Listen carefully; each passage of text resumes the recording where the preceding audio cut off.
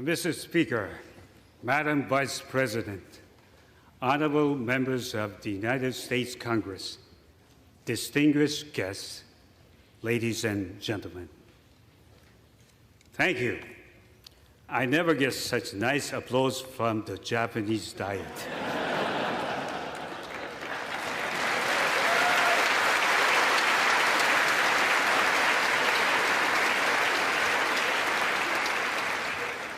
And let me introduce my wife, Yuko, who is in the gallery.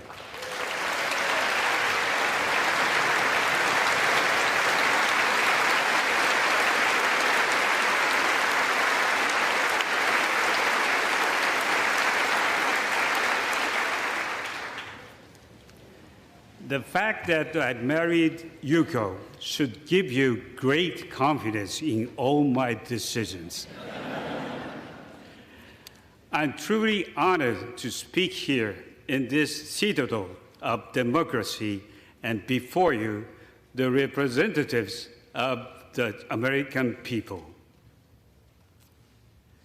9 years ago, the late Prime Minister Abe, who was a close friend of mine, stood in this very spot and gave an address titled Toward an Alliance of Hope. I was foreign minister in his cabinet at that time, and I was deeply struck to witness the bond between our two countries.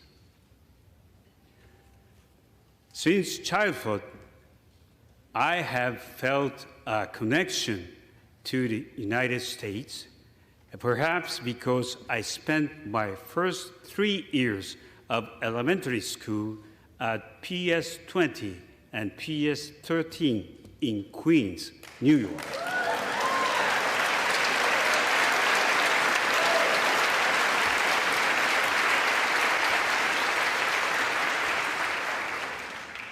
Even though I was the only Japanese student there, my classmates kindly accepted me and helped me immerse myself in a new culture.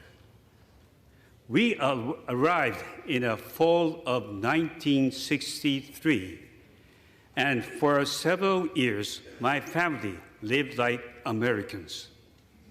My father would take the subway to Manhattan, where he worked as a trade official. We rooted for the Mets and the Yankees and ate hot dogs at the Coney Island.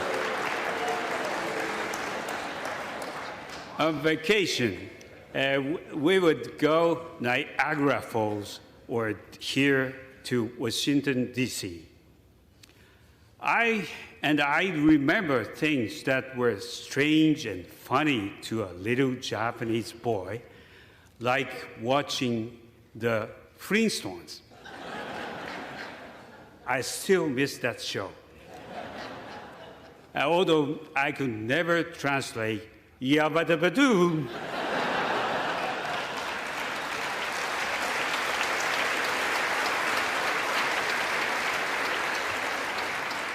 After 60 years, I have a message for the good people of Queens.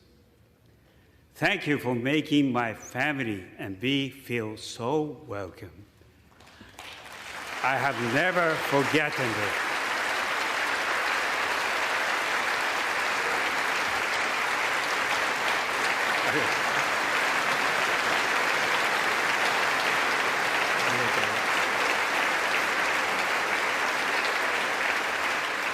So I speak to you today as a long and close friend of the United States. I know that the National Park Service is undertaking a rehabilitation project in the tidal basin. As a gesture of friendship, Japan will provide 250 cherry trees that will be planted there in anticipation of the 50th anniversary of your independence.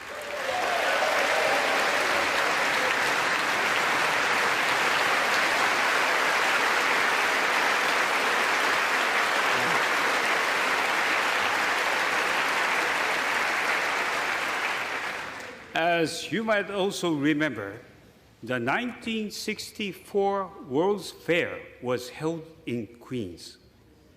Its symbol was a giant unisphere, and the fair's theme was peace through understanding.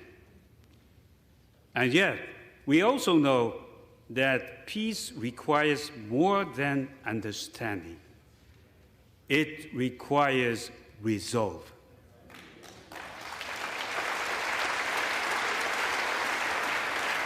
The U.S. shaped the international order in the post-war world through economic, diplomatic, military, and technological power. It championed freedom and democracy.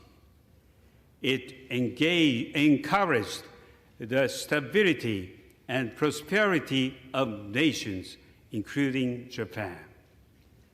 And when necessary, it made noble sacrifices to fulfill its commitment to a better world.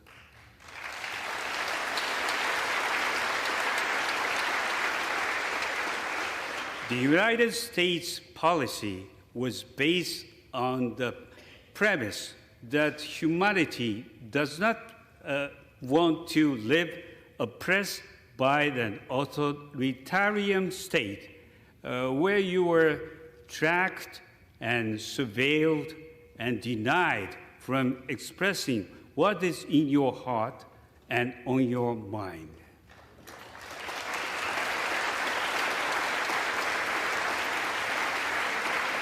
You believe that freedom is the oxygen of humanity. The world needs the United States to continue playing this pivotal role in the affairs of nations.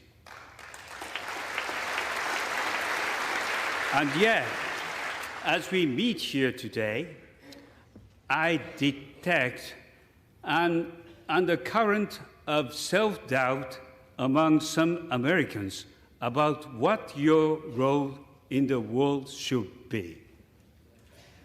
This self-doubt is arising at the time when our world is at history's turning point. The post-Cold War era is already behind us, and we are now at inflection point that will define the next stage of human history. The international order that the U.S. worked for generations to build is facing new challenges, challenges from those with values and principles very different from ours. Freedom and democracy are currently under threat around the globe. Climate change has caused natural disasters, poverty, and displacement on the global scale. In COVID-19 pandemic, all humanity suffered. Rapid advances in AI technology have resulted in a battle over the soul of AI that is raging between its promise and its perils. The balance of economic power is shifting. The Global South plays a greater role in responding to challenges and opportunities and calls for a larger voice. Turning to Japan's own neighborhood, China's current external stance and military actions present unprecedented and the greatest strategic challenge, not only to the peace and security of Japan, but to the peace and stability of international community at large. While such a challenge from China continues, our commitment to upholding a free and open international order based on the rule of law, as well as peace, will continue to be defining agenda going forward.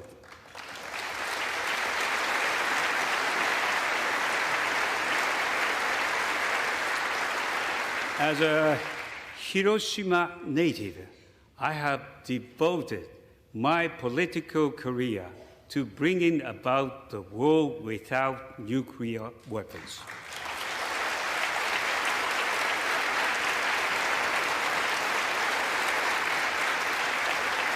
For years, I have worked to revitalize the Non-Proliferation Treaty regime so that we can gain momentum in pursuit of the aspiration. But there exists an imminent danger of nuclear weapons proliferation in East Asia. North Korea's nuclear and missile program is a direct threat.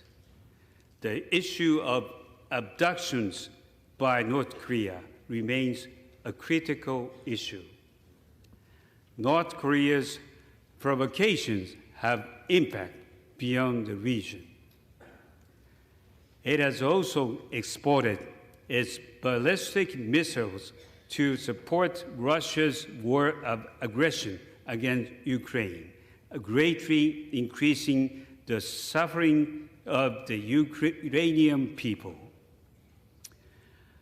Russia's unprovoked, unjust, and brutal war of aggression against Ukraine has entered its third year. As I often say, Ukraine of today may be East Asia of tomorrow.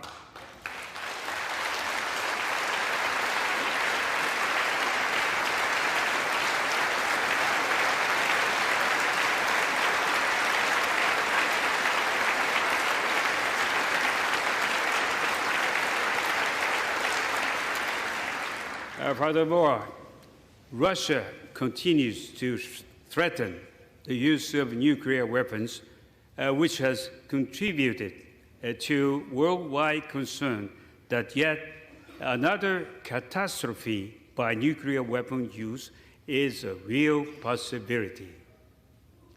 In this reality, close coordination between Japan and the US is required more than ever to ensure that the deterrence our alliance provides remains credible and resilient.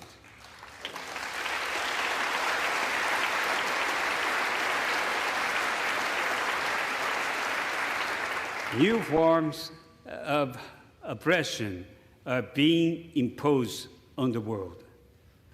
Freedom is being suppressed through digital technologies. Social media is censored, monitored, and controlled. There are growing cases of economic coercion and so-called debt trap diplomacy, whereby the economic dependency of nations is exploited and weaponized. Facing such rapidly changing pressures, how do we continue to safeguard our common values? I want to address those Americans who feel the loneliness and exhaustion of being the country that has upheld the international order almost single-handedly. I understand it is a heavy burden to carry such hopes on your shoulders. Although the world looks to your leadership, the U.S. should not be expected to do it all, unaided and on your own.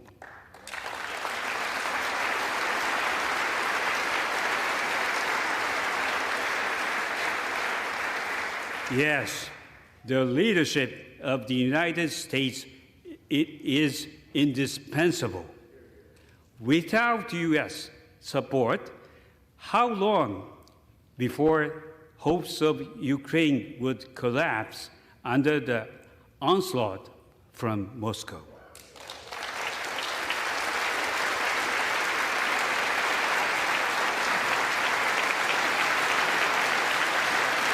Without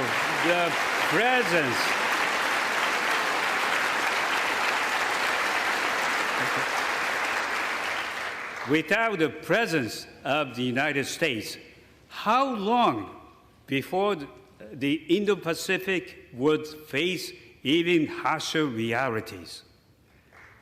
Ladies and gentlemen, as the United States' closest friend, Tomodachi, the people of Japan are with you side by side to assure the survival of liberty.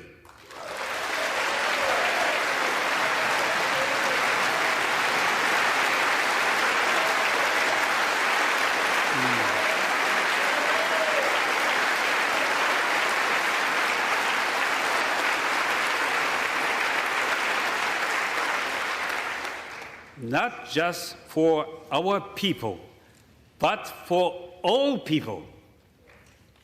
I'm not saying this out of my strong attachment to America. I'm an idealist, but a realist too. The defense of freedom, democracy, and the rule of law is the national interest of Japan. The Japanese people are fully committed to these values. I do not want to leave our children in a society where human rights were suppressed, where political self-determination is denied, where our lives are monitored by digital technology. I know you don't either.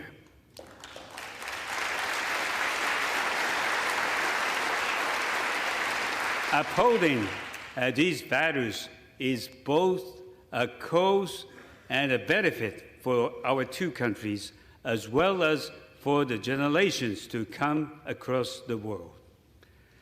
Right now, Japanese and U.S. service members are working side by side to deter aggression and ensure peace.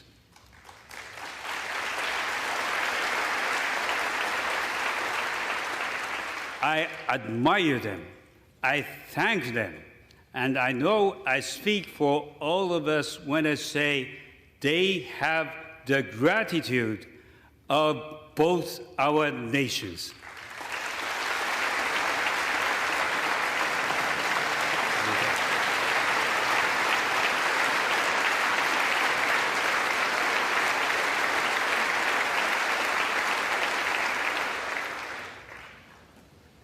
On the spaceship called Freedom and Democracy, Japan is proud to be your shipmate. We are on deck.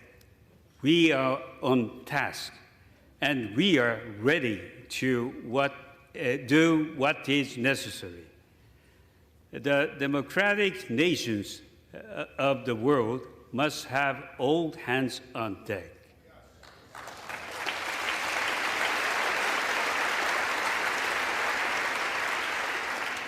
I'm here to say that Japan is already standing shoulder to shoulder with the United States.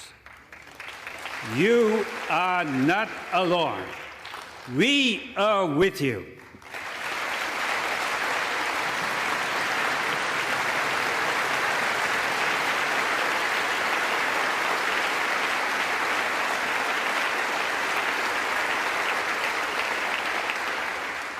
Japan has changed over the years.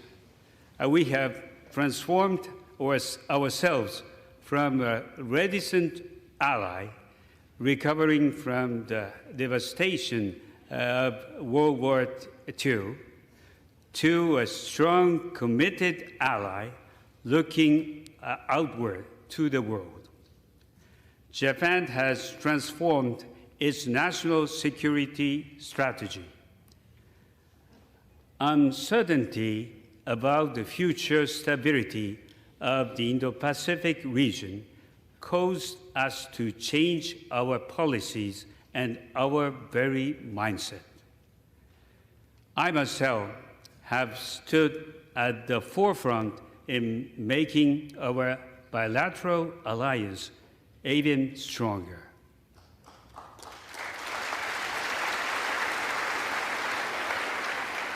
In 2022, we announced that we would secure substantial increase of our defense budget by fiscal year 2027 to 2% of GDP. Possess counter-strike capability and improve cybersecurity. Today, deterrence that our alliance provides is stronger than ever, bolstered by U.S. extended deterrence for Japan. Japan has taken strong sanctions against Russia in the wake of its aggression against Ukraine.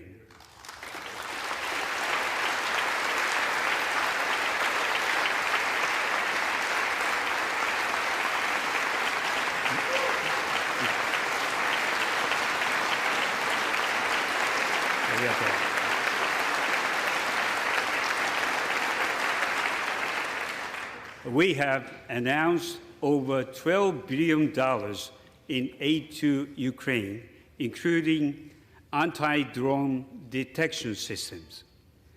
This is a part of NATO's aid package. And yes, we are even working with NATO on the other side of the world from us.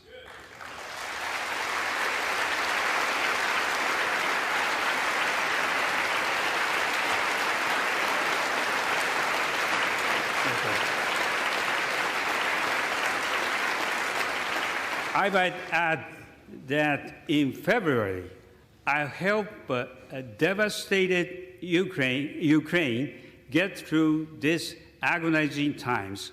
I hosted the Conference for Ukraine's Economic Growth and Reconstruction.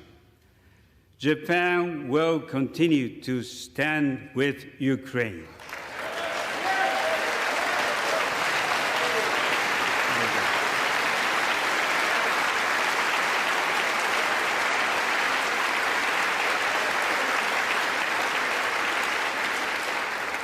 As the geopolitical landscape changed and as Japan grew in confidence, we expanded our outlook beyond that of being America's closest ally. We first became a regional partner of the United States, and now we have become your global partner. Never has our relationship been so close, our vision and approach so united.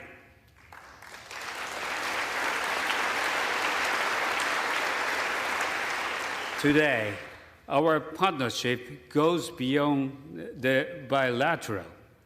Examples include trilateral and quadrilateral cooperation among the U.S., Japan, the Republic of Korea, Australia, India, and the Philippines, as well as cooperation through the G7 and with ASEAN. Three leaders of the U.S., the Republic of Korea, and Japan convened at Camp Davis last summer to inaugurate a new era of our partnership.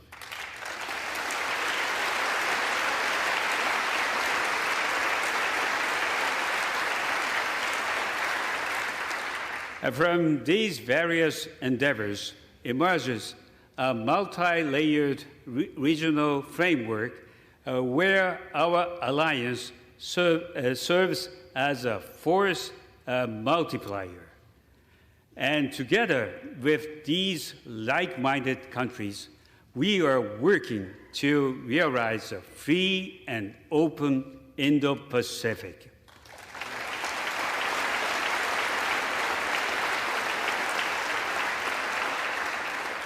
Here in this chamber, we should have strong bipartisan support for these efforts.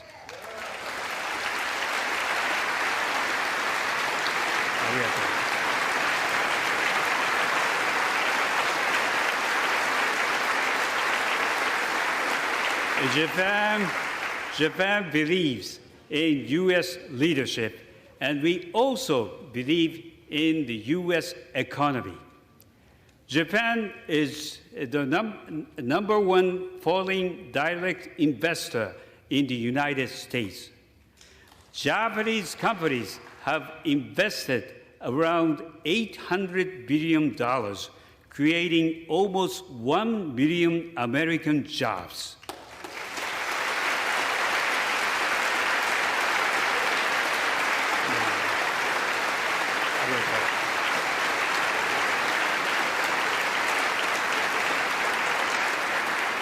These are good jobs with 500,000 jobs in manufacturing sector alone. At home, I'm embarking on a set of initiatives called a new form of capitalism to drive the Japanese economy. The public and private sectors are joining hands to transform the social challenges we face into engines of growth. Wage increases, capital investment, stock prices all have attained levels not seen for 30 years. The Japanese economy is now making strides by capitalizing on these unprecedented and major changes. A growth-oriented Japanese economy should also spur even greater investment in the United States.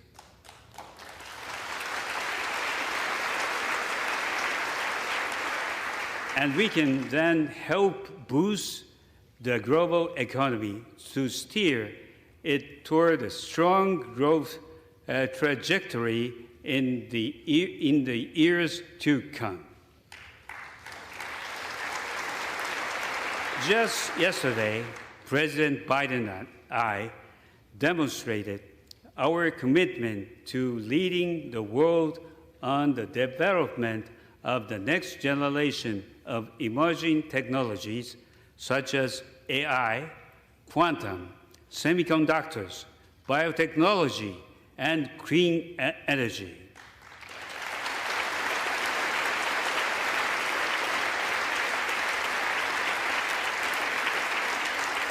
And the scope of our bilateral cooperation expands to space as well, illuminating our path toward a brighter and more hopeful tomorrow.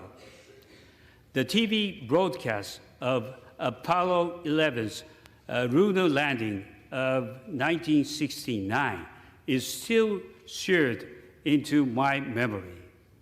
Japan's lunar lander mission in January achieved the first pinpoint landing in history.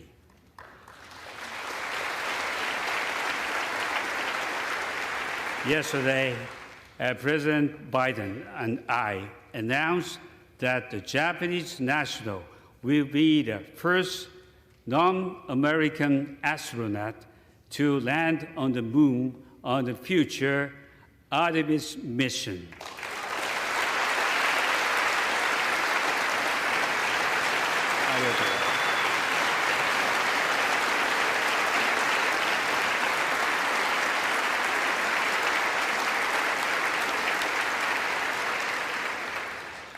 And we have two astronauts with us today. Would Mr. Hoshide and Mr. Tani please stand?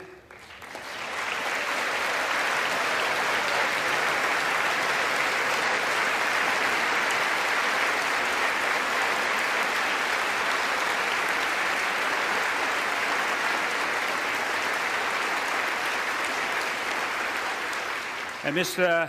Akihiko Hoshide has flown to space 3 times and served as commander of the International Space Station for 5 months in 2021.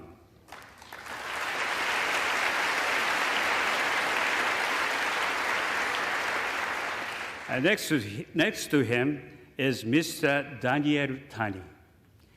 He is a retired Japanese-American astronaut who has conducted 6 spacewalks and in his 2 missions logged over 50 million miles.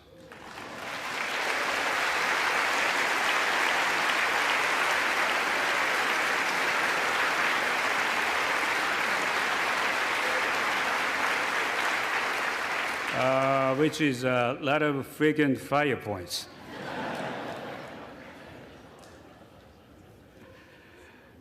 Mr. Hoshide and Mr. Tani are living symbols of our collaboration in space, and we will have many more such collaborations in the future.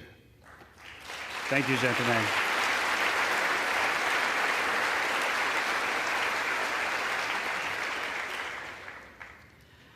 Let me close with this final thought. I want you to know how seriously Japan takes its role as the United States' closest ally. Together, we carry a large responsibility. I believe that we are essential to peace, vital to freedom, and fundamental to prosperity. Bonded by our belief, I pledge to you Japan's firm alliance and enduring friendship.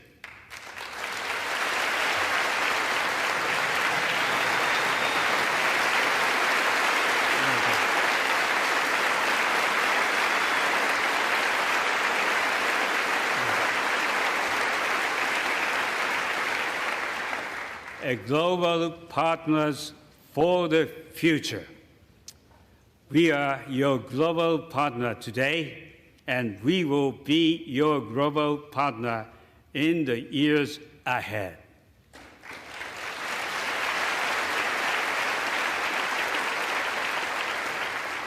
Thank you for inviting me. Thank you for your hospitality. And thank you for the role you play in the world. ありがとう。